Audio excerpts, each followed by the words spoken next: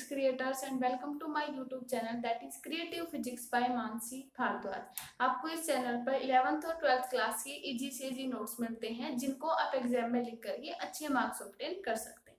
ठीक है, तो प्रीवियस लेक्चर में हमने क्या किया था, एसी सर्किट कंटेनिंग एलसीआर, यानी हमारे पास जो रेजिस्टेंस था, इंडक्टेंस था और जो कैपेसिटेंस था वो तीनों सीरीज में थे, यानी एलसीआर सर्किट था इन सीरीज में, और उसमें हमने एसी सर्किट में जो हमने फॉर्मूला निकाला। आज के लेक्चर में हम क्या करेंगे, AC circuit containing resistance and inductance, यानी अब की बार क्या हुआ कि रेजिस्टेंस और इंडक्टेंस हमारे पास सीरीज में होंगे, सिर्फ हमारे पास दो ही होंगे क्योंकि हम दो का कॉम्बिनेशन करेंगे, एक बार आरएल करेंगे और दूसरे में क्या करेंगे, एलसी सर्किट। तो पहले हम करेंगे आरएल सर्किट, क्या होगा, उसको हमने एक अल्टरनेटिंग ईएमएफ के साथ कनेक्ट किया है। उसको करने से पहले, इसका मैथमेटिकल साइड करने से पहले हम इसमें कुछ थ्योरी लिखेंगे। थ्योरी में क्या लिखेंगे, let a source of alternating EMF, हमने क्या लिया, एक सोर्स ऑफ अल्टरनेटिंग ईएमएफ लिया connected to an ohmic resistance R, जो ये रेजिस्टेंस है ohmic resistance R, and a coil of inductance L, और हमने दूसरी क्या ली, एक कॉइल ली। दोनों को हमने क्या किया, सीरीज में कनेक्ट किया है इन ए सीरीज। ये हमारा सर्किट है जिसमें क्या है, आरएल सर्किट है। इसमें हमने एसी सर्किट कंटेनिंग रेजिस्टेंस और इंडक्टेंस जो है उसका हमें फॉर्मूला डिराइव करना है। ठीक है, तो थ्योरी लिखने से पहले हम ये थ्योरी लिखेंगे, फिर हम ये डायग्राम बनाएंगे, उसके बाद हम लिखेंगे, देखो ये जैसे आर है और एल हम प्रीवियस लेक्चर्स में कर चुके हैं। रेजिस्टेंस के केस में हमारे पास करंट और ईएमएफ के बीच में जो फेज डिफरेंस होता है वो क्या होता है, जीरो, यानी करंट और फेज डिफरेंस क्या होते हैं, सेम फेज में, मतलब सेम डायरेक्शन में फ्लो करते हैं, उनके बीच में कोई फेज डिफरेंस नहीं होता, करंट और ईएमएफ रेजिस्टेंस के केस में।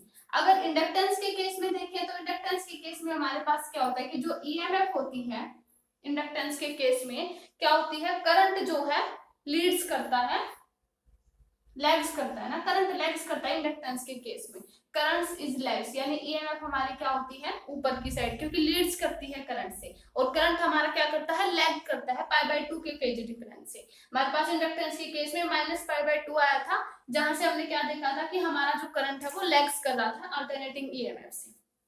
ठीक है, तो इसके लिए ये फेज डिफरेंस हो जाएगा।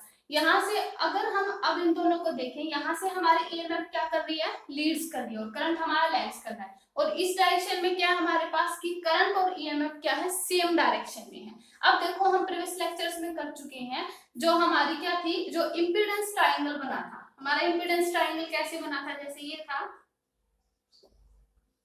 ये EL, ये वाली साइड कौन सी थी, EL माइनस EC था, सॉरी XL माइनस XC था, और यहाँ पे था हमारा इंपीडेंस, जो नेट रेजिस्टेंस आया था ऑफर्ड बाय द सर्किट, यहाँ पे हमारा क्या आया था, Z है ना इंपीडेंस, और यहाँ पे हमारा था रेजिस्टेंस।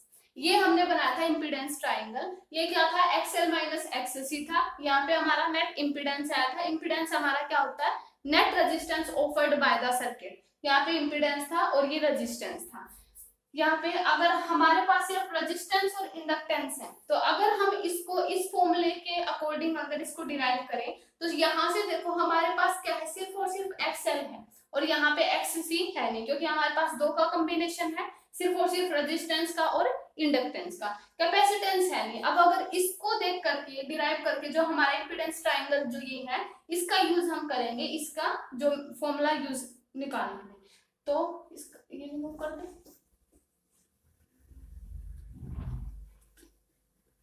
देखो जैसे ये हमारे जो ट्रायंगल है impedance triangle, XL minus XC, ये वाली साइड थी Z जो नेट रेजिस्टेंस दे रही थी, और ये वाली साइड है R रेजिस्टेंस।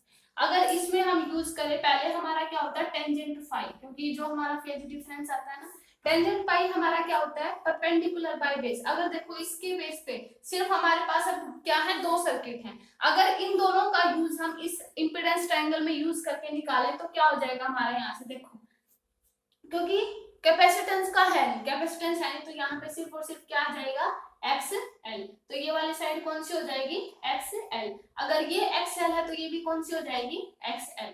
अगर ये R है तो ये ऊपर वाली भी कौन सी, R।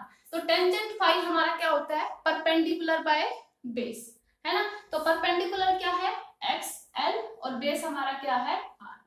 तो जब हमारे पास रेजिस्टेंस और इंडक्टेंस जब कॉम्बिनेशन सीरीज में होते हैं, सीरीज कॉम्बिनेशन में होते हैं, तो हमारा जो टेंजेंट फाई होता है वो एक्स एल बाई आर होता है, क्योंकि उस केस में हमारे पास एक्स सी जो वो है वो इसमें मतलब एक्स सी नहीं होता, सिर्फ दो ही होते हैं ना, रेजिस्टेंस एंड इंडक्टेंस। तो एक्स सी तो होता नहीं, सिर्फ हम किसका यूज करते हैं, एक्स एल का। तो यहाँ से एक्स सी को हमने रिमूव कर दिया क्योंकि एक्स सी जीरो है। तो यहाँ से XL by R tangent phi, यहाँ से फेज डिफरेंस निकालते हैं, यहाँ से फाई कितना होता है, फाई कितना हो जाएगा, that is tan inverse XL by are.